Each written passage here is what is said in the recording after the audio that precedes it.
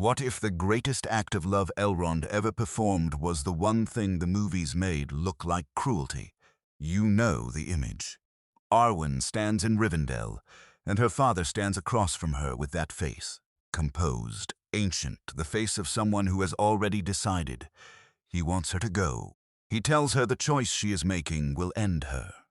He looks at Aragorn, this weathered ranger, this wanderer from the margins of the world, and the films give him something that reads like disdain, like a father who has judged and found the candidate wanting. That is not what is happening. This is not a reading pulled from the margins of some obscure appendix. This is not speculation assembled from fragments and wishful thinking. This is what the text actually says when you follow it all the way down. Through the appendices, through unfinished tales, through the council chambers, and the volcanic slopes of Orodruin, and 3,000 years of a grief so structural that it has become indistinguishable from the man who carries it. Elrond did not distrust Aragorn. He trusted him completely, and that in the end was the problem. The question this video orbits is this. Did Elrond set his condition for Arwen's hand because he believed Aragorn would meet it? Or because some ancient, exhausted part of him hoped, quietly and without admitting it even to himself, that Aragorn would not? Don't answer yet. First, you need to understand what Elrond actually saw when he looked at Aragorn, son of Arathorn. And to understand that, you need to go back, much further back than any film has ever taken you. The appendices of The Return of the King contain a section called The Tale of Aragorn and Arwen. Most readers have encountered it, or believe they have. But there is a detail buried in its early pages that almost no one pauses to examine. Because it is quiet and it does not announce itself as the revelation it actually is. When Elrond took the infant Aragorn into his care, after Aragorn's father Arathorn was killed by orc arrows when the boy was only 2 years old, he did not simply house him. He did not preserve him as a political asset or a dynastic insurance policy against future need. He gave him a name, Estelle, Hope, not Aragorn. Not his true name and lineage, which Elrond deliberately concealed from the boy for 20 years. For 2 decades, the heir to Isildur's line, the last thread connecting the kingdom of Arnor to the possibility of its restoration, the seed of what would become the reunited Dúnedain throne, grew up in Rivendell under a name that meant nothing about kings or destiny or the unfinished business of 3 ages. It meant hope, and only hope, stripped of all the weight that his true name would have imposed. Think about that choice. Elrond had every strategic reason to tell Aragorn who he was from early on. The Rangers of the North needed a lord. The Dúnedain were a remnant people waiting for a sign.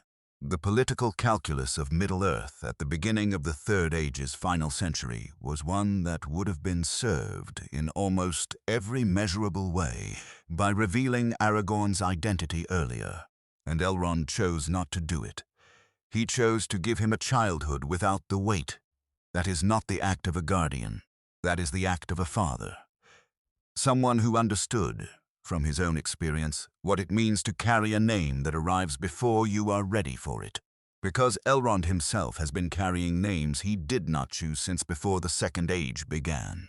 Half-elven, Lord of Imladris, Keeper of Vilya, son of Erendil who sailed between worlds.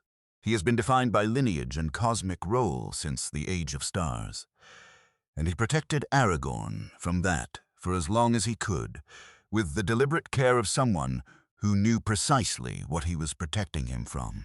And here is what nobody asks about that choice. Why 20 years? Why that number specifically? The appendices tell us that when Aragorn was 20, Elrond revealed his heritage, gave him the shards of Narsil, and showed him the ring of Barahir. He did this himself. He sat with Aragorn and told him the truth about what he was and what that meant. And it was in that same year that Aragorn first saw Arwen, just returned to Rivendell from Lorien after an absence of decades, and mistook her, in the quality of his astonishment, for Luthien Tinuviel herself. The revelation of Aragorn's identity, and Aragorn's first sight of Arwen happened in the same year. Whether by Elrond's design or by the movements of fate that Tolkien always allows to operate between and around the choices of his characters. Fate that bends without breaking free will, that arrives at what it needs without removing the agency of those who carry it. Those two things came together. The burden and the beginning of the love arrived simultaneously, and Elrond was the one standing at the center of both, the one who had made both possible by the choices he'd made across 2 decades of fatherhood. Now here is where it gets strange. Because to understand Elrond's relationship with Aragorn, you cannot begin with Aragorn. You have to go back much further. You have to go back to Isildur. Unfinished Tales contains a detailed account of the last alliance of elves and men, and its aftermath on the slopes of Orodruin. Most people know the broad shape of it from the films. The great battle, Sauron's physical defeat. The ring cut from his hand, the victory that should have ended everything but didn't. What the text records, with a specificity that the films compress into spectacle, is the moment immediately following the battle's conclusion. Elrond was there, at the foot of Mount Doom, in the heat and the volcanic dark, with Círdan at his side and the ring lying within reach of the fire that could unmake it, and he spoke to Isildur directly. The account in Unfinished Tales makes clear that Elrond counseled Isildur to destroy the ring there, at Orodruin, where the fire was and where the opportunity existed. Isildur looked at the ring in his hand, he looked at the fire, he looked at Elrond, and he said, "No, hold that image." Not the cinematic version with its sweeping score and its visual drama. Just 2 figures in the wreckage of a battle that has cost thousands of lives, including the life of Gil-galad, Elrond's king.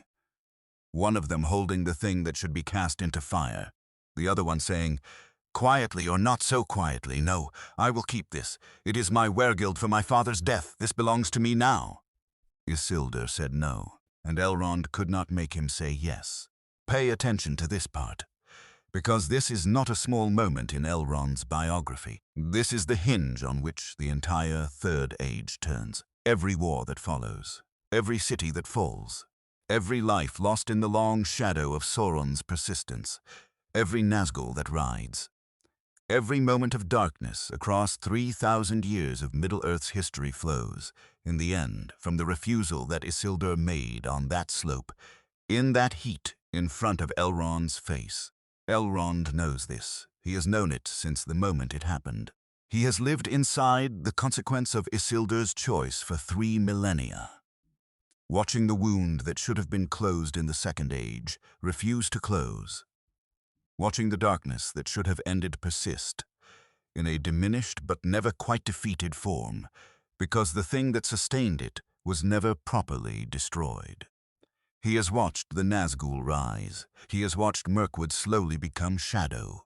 He has watched the Catwalk of the White Council, with Saruman and Gandalf and Galadriel and himself, working against a shadow that should not have needed working against. And now Isildur's descendant is standing in his hall, under his roof, in love with his daughter. It needs to be said plainly. Elrond does not distrust Aragorn as a man. He has raised Aragorn. He loves Aragorn with the completeness of someone who has watched a child grow under his care across decades of patient formation.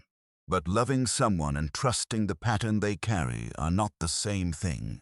And the pattern Aragorn carries is Isildur's pattern. Blood of kings who have stood at the defining threshold of their age, and, in that one bloodline's one catastrophic instance, chosen wrong.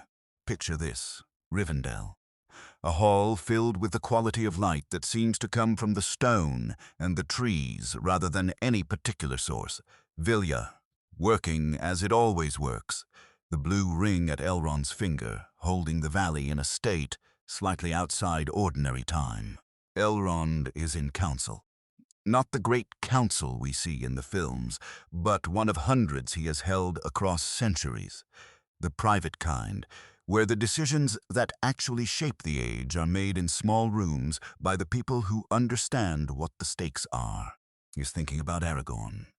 Aragorn is in the wild again, ranging through Eriador, fighting skirmishes that the rest of the world will never hear about, protecting a people who do not yet know they need a king.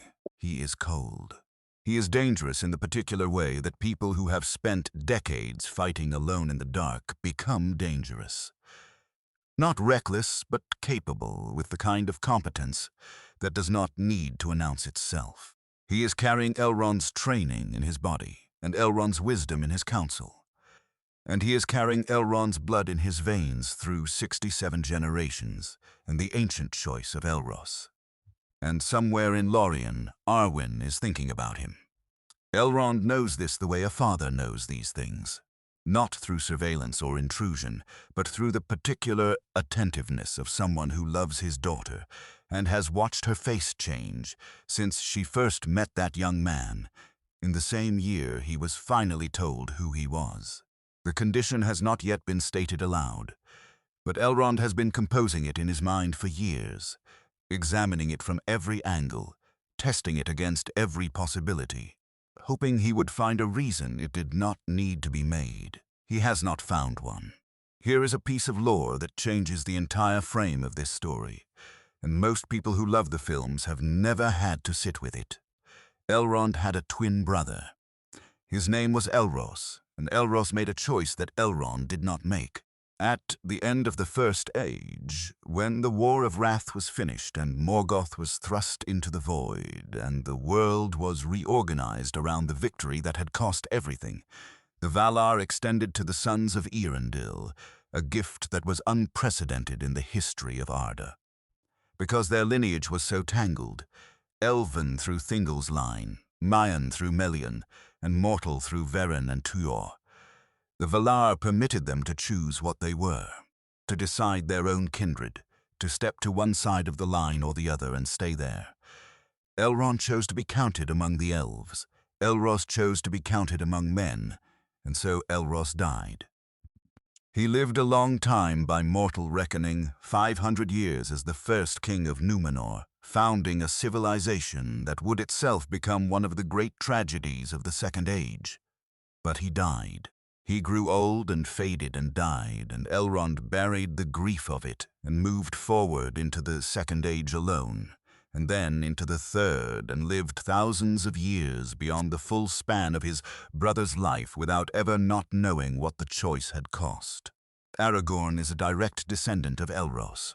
The lineage traces through Númenor's kings, through the disaster of Ar-Pharazôn and the survival of Elendil, through the kingdoms of Gondor and Arnor in their long decline, through the Dúnedain chieftains to Arathorn, and then to Aragorn himself. 67 generations. When Elrond looks at Aragorn, he is looking across the full span of the Third Age and a significant portion of the Second, at the living consequence of his brother's decision to be mortal. Every time Elrond taught Aragorn the names of the stars, he was also teaching Elros's heir. Every time he healed Aragorn from some wound acquired in the wild, he was healing his brother's descendant. Every time Aragorn called him by the Elvish equivalent of father, Elrond was receiving that love across the full length of the grief he has carried since the end of the First Age, the grief of a man who watched his other half choose mortality and has been living with that choice ever since.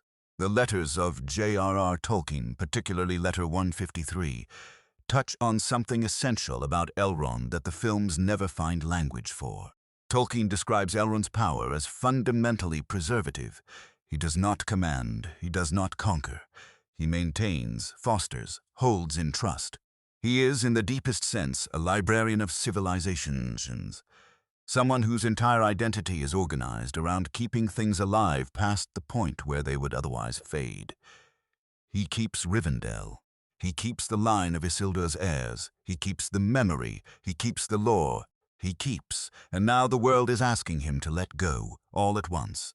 Return to the condition, because it is more specific than it first appears, and the specificity is where the weight lives. Appendix A records, in summary, Elrond's terms. Arwen will not be given in marriage unless Aragorn restores the kingdom of the Dunedain, meaning the kingship of both Gondor and Arnor, united, as it had not been united since the end of the Second Age.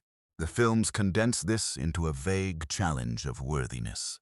But Tolkien is precise, and the precision changes everything. Aragorn cannot simply be a good man. He cannot simply be a brave captain or a worthy partner.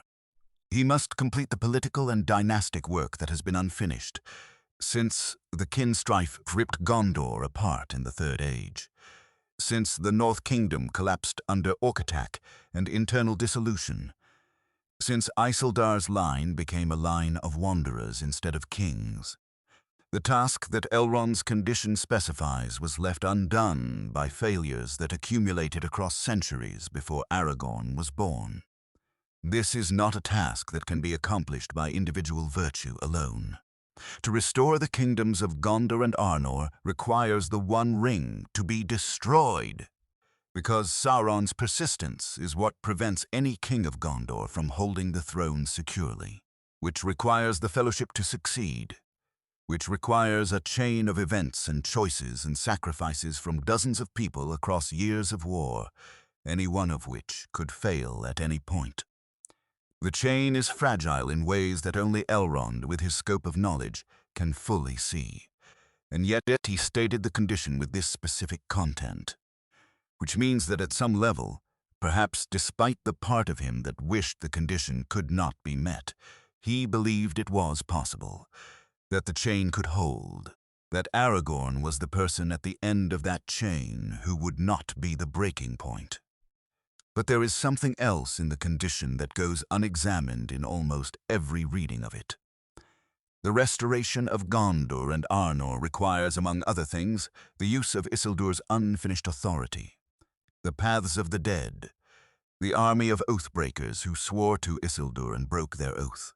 The compulsion that can move them to service again flows through Isildur's bloodline to Aragorn, meaning that, in order to take the final step toward kingship, Aragorn must invoke his ancestors' failure and transmute it into something useful. He must take the broken oath and make it serviceable. He must take what Isildur left undone and finish it, not by undoing Isildur's choice, but by carrying its consequences to their right conclusion. Elrond knows all of this. He sets the condition knowing that buried inside it is the requirement that Aragorn succeed where Isildur failed. Not symbolically, literally, in the same mountain range, with the same ring involved, against the same enemy. The condition is not a test, it is a reckoning. In the chapter The Council of Elrond in the Fellowship of the Ring, Tolkien gives us something the films reduce to a plot device. But the text renders as the most strategically candid speech Elrond ever delivers. He convenes the council. He brings together elves and men and dwarves and hobbits in the hidden valley he has maintained as a refuge against exactly this kind of crisis. He opens the archive of his knowledge, the full history of the ring, the forging in Samath Naur, Sauron's betrayal, the last alliance, the cutting, the loss, the 3,000 years of diminishment and return. He lays it all out. And then he says something that the films do not include. He says, "This is the doom of the elves, that they shall fade, and the power of Elrond and Galadriel shall also wane, whether or not the one is destroyed. And if it is destroyed, then much else shall pass away that is fair and wonderful." The films cannot fit this into their version of Elrond, because their version of Elrond is trying to win. The Elrond of the text is not trying to win. He is trying to ensure that if the loss is coming, and it is coming either way, the Third Age ends whether the ring is destroyed or not, the elves fade whether Sauron is defeated or not, then let the loss at least purchase something worth what it costs. Hold that against the condition he set for Aragorn and Arwen. He is not withholding his blessing out of cruelty or pride or snobbery. He is making Arwen's choice contingent on the completion of the work the world actually requires. Arwen's immortality goes out one side of the ledger. The restored kingdom of men, the thing that Isildur refused to make possible at Orodruin, comes in on the other. And Elrond, who has spent 3 ages watching the lineage fail to balance, is insisting for the last time, with the last leverage he has, that the accounting be done correctly. This is not a father being difficult. This is a father who has lived long enough to understand that the things we love do not save us from consequences, and that if his daughter is going to choose mortality, the world she is choosing it for had better be worth the price she is paying. Picture this: the slopes of Mount Doom in the waning hours of the Second Age. Not the ruined landscape of later war, but Mordor older than the War of the Ring, Sauron more recently defeated, the air still thick with the smoke of the last battle. 2 figures in the aftermath. An ancient half-elven lord with silver-streaked dark hair and eyes that carry centuries of grief like load-bearing architecture. Eyes that have seen the fall of Gondolin, the drowning of Beleriand, the death of Gil-galad, the loss that accumulates without stopping across an immeasurably long life. He has been standing for the better part of an age. He has been losing things for the better part of an age. He is standing at the edge of a volcanic crack in the earth, with a man whose hand is closed around the ring. The man is a king, or what passes for a king, when the kingdom has just fought the longest war of the age and is mostly wreckage. He is tall and clearly once powerful, and he is holding the ring in his palm and looking at it with an expression that the ancient lord recognizes immediately, because it is an expression he has seen before on the faces of people who have already decided. Not people who are deciding, people who have decided and are now looking for the language to announce it. The ancient lord speaks. The words are not preserved in full in any single text, but the shape of them comes through unfinished tales.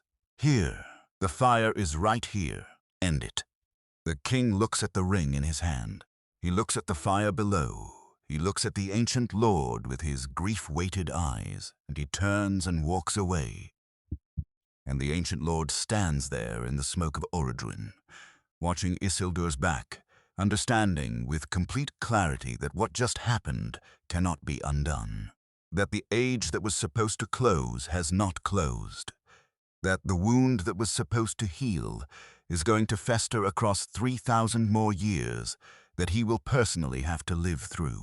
That the shadow is not gone. It has merely gone quiet, and quiet is different from gone. 3,000 years later, he is standing in a different hall. A different man with the same blood is in front of him, and he is trying to figure out what he believes.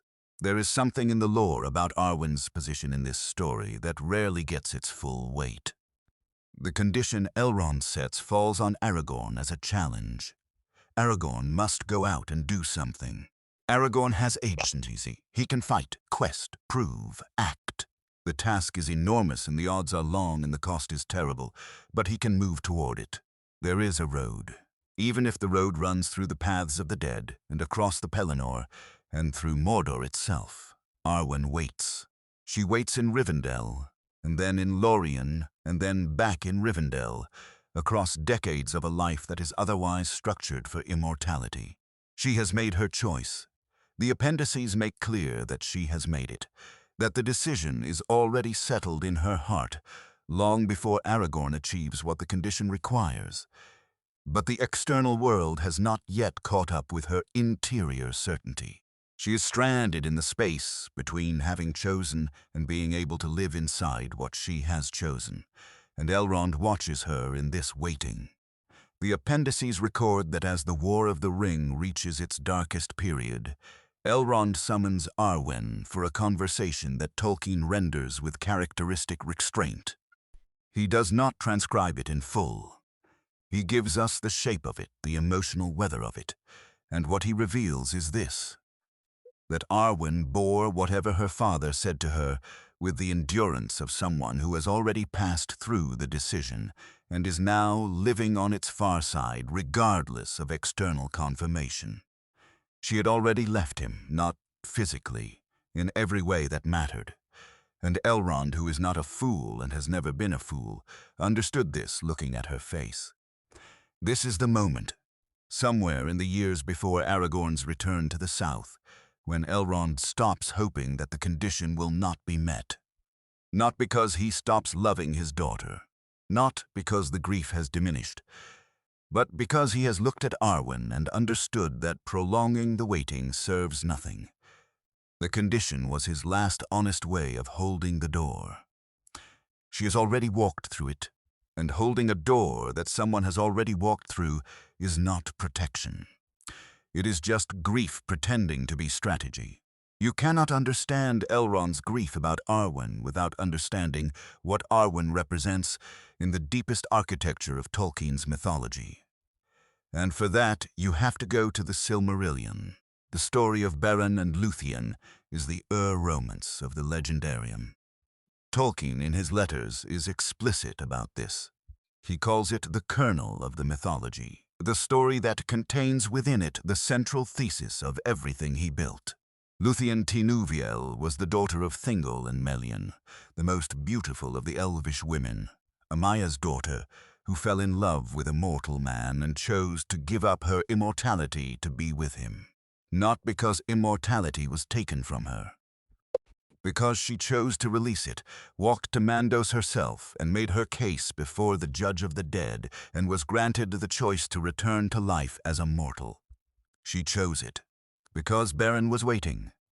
Elrond is descended from Luthien. The lineage runs through Dior to Arendil to him. Luthien is not a distant historical figure in Elrond's reckoning. She is a presence in his blood, in the face he sees when he looks at Arwen. Tolkien says explicitly in the appendices that Arwen's likeness recalled to those who saw her the memory of Luthien Tinuviel. And in the choice that keeps recurring across the generations like a theme, the music of Arda cannot resolve. And here is the thing that makes Elrond's position genuinely unbearable. Thingol also resisted. The Silmarillion records it. Thingol also set a condition when a mortal man came for his daughter. "Bring me a Silmaril from Morgoth's crown," he told Beren, "and you may have Luthien," which is structurally the same kind of condition Elrond sets for Aragorn, a task designed to be impossible. A way of saying, "I cannot simply agree to this because what you are asking me to agree to is too enormous for an ordinary yes." Beren brought the Silmaril. Aragorn brings the kingdom. Tolkien is not being subtle about the parallel. He is being precise. The love story of the Third Age is a retelling of the love story of the First Age, and Elrond's position in it is Thingol's position. The father who sets the impossible task and then watches with grief and wonder cycling through him in equal measure, as the mortal man actually meets it. Which means Elrond has been, in some sense, preparing to occupy this role since before he was born. The pattern of his lineage required it. Luthien's choice flowed down through the generations until it arrived again, slightly modified, in his daughter's face. He could not have stopped it. He could never have stopped it. Picture this. A moment in Rivendell near the end of the Third Age. The light is the particular twilight of that valley, which has never entirely been the light of a specific time of day, but always seems to carry its own quality, the quality Vilya produces, half preserved from an older era. The waterfalls are audible. The trees are taller and stiller than trees anywhere else in Middle-earth. An ancient half-elven lord stands on a high terrace and looks out over what he has built and held across 600 years of custodianship. He knows, not as suspicion but as fact, the kind of fact that arrives in the bones before the mind can articulate it, that Vilya is running out of ground to stand on. That when the One Ring is destroyed, the power that sustains the three will fade with it. That Rivendell's quality of preserved peace, its slightly outside time stillness, will begin to unravel the moment Frodo's task is completed. He is not afraid. He has not been afraid of loss for a very long time, because fear requires the possibility of preservation, and he has been past that threshold for centuries. He grieves. There is a difference. He is thinking about the libraries, the healing houses, the decades of Dunedain chieftains sheltered here, fostered, given the knowledge and preparation to lead their wandering people. He is thinking about Aragorn as a boy, learning the stars from him, learning the histories, learning to be the kind of man the world was going to need him to be before Aragorn even understood why.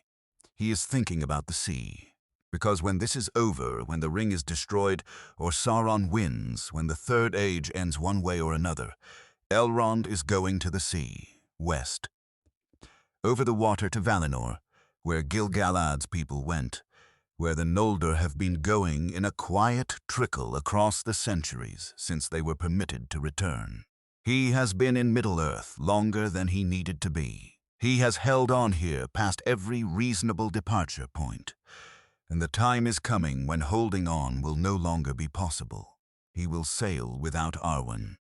She will stay in this world that is about to stop being the world he knows, in a mortal body she has chosen for love, living a mortal life that will have an end he will not be there to witness, and he will go without knowing when that end comes. That is the specific texture of the loss that is waiting for him, not her death, which he will not see, but the going. The last time he looks at her, the last time she is standing on the side of the world where he is standing too. He does not know exactly how it will happen. He cannot see every detail. But he knows the shape of it. He has always known the shape of it.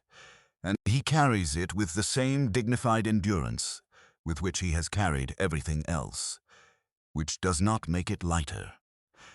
Now, here is the part that changes everything. Because we have been building toward the moment in the appendices that the films both adapted and fundamentally misread, and it requires seeing it clearly.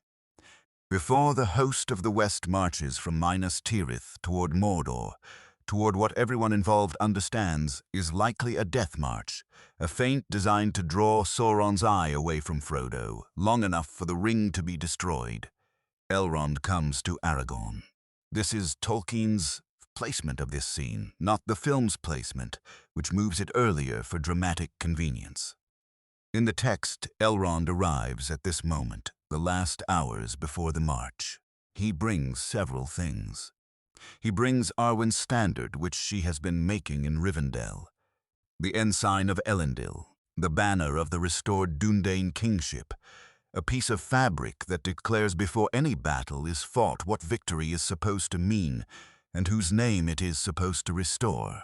He brings counsel, and he brings the sword, Andúril, the flame of the West, Narsil reforged. The sword that was broken when Isildur's father fell before Sauron and lay in pieces through the entire Third Age as a symbol of everything that was broken and not yet healed. Now made whole. Now given to Isildur's heir to carry into the final confrontation. Think about what Elrond is doing in this moment. He is not arriving to encourage Aragorn. He is arriving to complete the transaction. He is handing over the evidence that the condition has been met, or rather, that it is about to be met, that the machinery of its completion is already in motion, and all that remains is for Aragorn to walk the road it has prepared. He is presenting the sword and the banner, and standing in front of this man and saying, without words, "Here is what I believe you are. Here is what I have always believed you would become. Now go prove that I was right to believe it." And then, the appendices record, he tells Aragorn about the paths of the dead. He tells him, take the road through Dunharrow. Take the road that requires you to invoke Isildur's authority over the Oathbreakers, the army of the dead who swore to your ancestor and broke their word, and have been trapped since in the half-life of their broken oath. Call them. Use what Isildur began and left unfinished. Use it to complete what is needed. Elrond sends Aragorn to invoke Isildur's unfinished authority as the instrument of the final victory. The very failure that haunted the entire Third Age becomes, through Aragorn's hands, the mechanism of the Third Age's resolution. And Elrond is the one who points toward it and says, there, that is the road. He hands over the sword. He delivers the counsel. He turns and leaves. The appendices do not record his face. They do not need to. Now we arrive at the question in its full form. And it is heavier now than it was at the beginning, Because everything this script has built is sitting inside it. Did Elrond set his condition for Arwen's hand because he believed Aragorn would meet it, or because some ancient, exhausted part of him hoped, quietly, without admitting it even to himself, that Aragorn would not? Let's take this apart. The case for the first reading. Elrond raised Aragorn.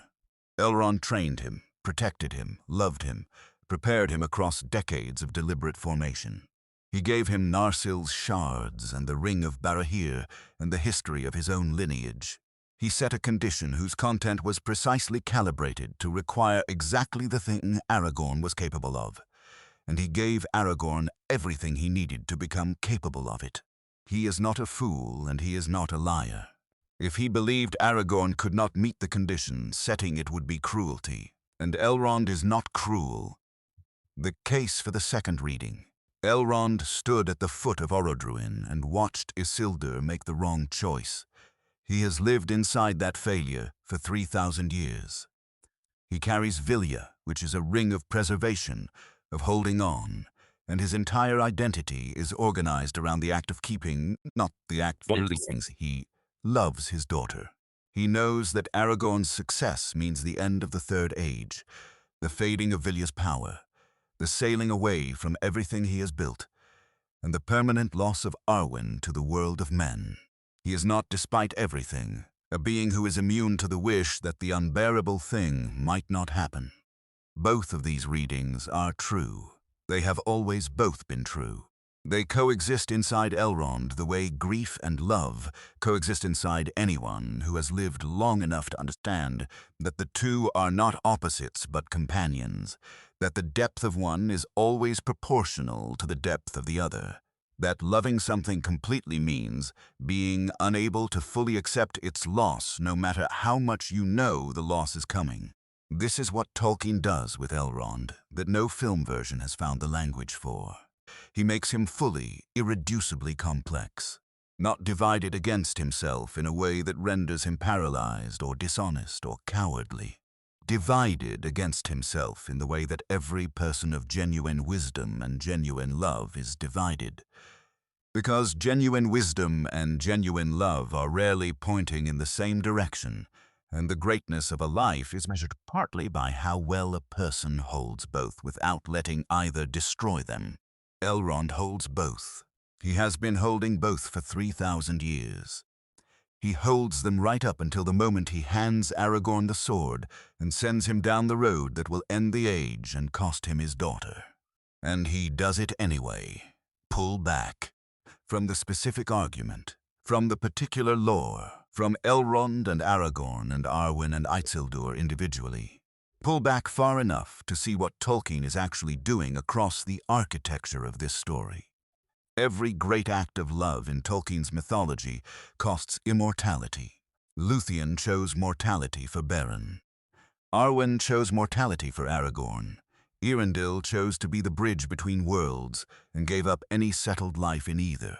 The pattern is not accidental. Tolkien in the letters is explicit about what it means. The choice to love at the full depth of what you are, without reservation, without the insurance of an immortal future to fall back on, is the most irreversible act available in the world of Arda. And it is the act that carries the most meaning, precisely because it cannot be undone. Immortality is in some sense the ability to be wrong without it being final. Mortality is the commitment that makes the love real. Elrond has been living inside this truth for his entire existence. He has been carrying Luthien's choice in his blood for longer than the Third Age has been running. And now the echo of that choice has arrived in his own house, in his own daughter's face, and he is on the Thingol side of it.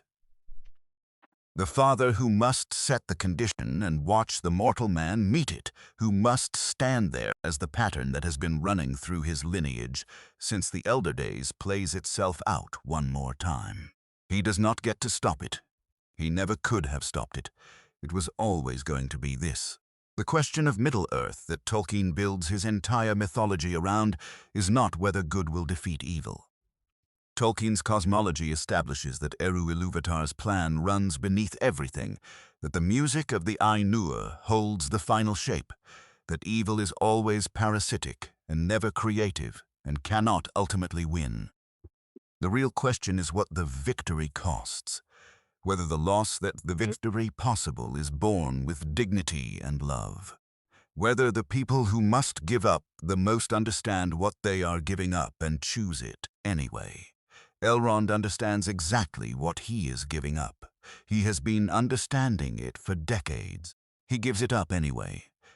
He helps the man he loves like a son become the man who takes his daughter away from him. He provides the sword and the counsel, and the road he stands aside. He does not collapse the condition or revoke it or find reasons to delay it further. He completes his own role in the story with the same fidelity that he has always brought to the things he holds in trust, even when what he is holding in trust is the mechanism of his own greatest grief. That is not a cold patriarch. That is not a disapproving father operating on prejudice. That is someone carrying more grief than most of Tolkien's heroes will ever accumulate across an entire story, and carrying it with the kind of quiet dignity that never stops being impressive, precisely because it never calls attention to itself. And so we arrive at the question one final time, not the simple version from the cold open, the version it has become after everything this script has built through. Did Elrond set his condition for Arwen's hand because he believed Aragorn would meet it, or because some ancient, exhausted part of him hoped, quietly and without admitting it even to himself, that Aragorn would not? Here is what the question is actually asking. It is asking whether wisdom and selfishness can occupy the same heart in a person of genuine goodness.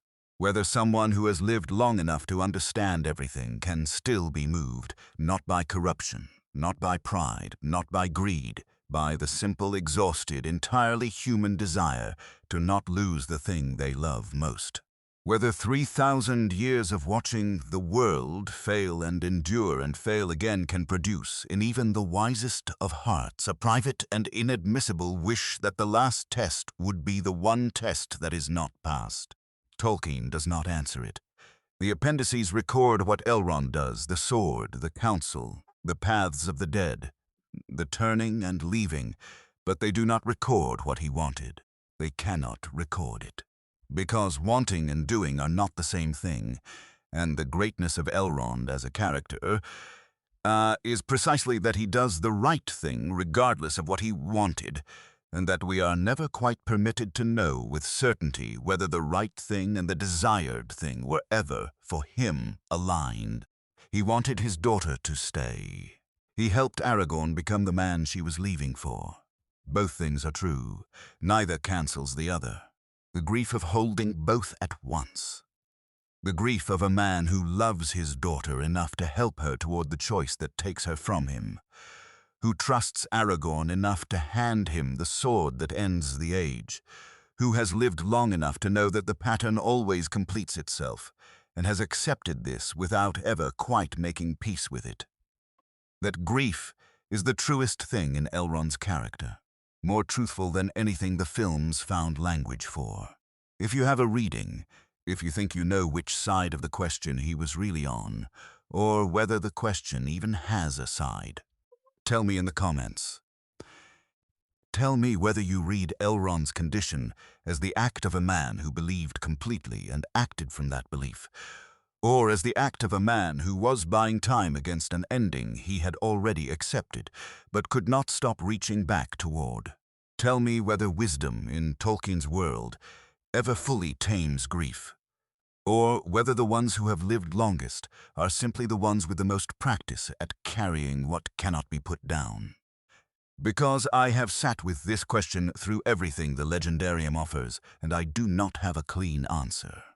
I have only the lore, and the lore is sadder and more beautiful than any single answer could contain. If this is the kind of deep dive that changes how you see Middle-earth, if you want to keep following the thread, past the films, past the familiar, into the parts of the Legendarium that almost nobody talks about, subscribe. This world is larger than any adaptation has ever shown you, and there is so much more of it left to see.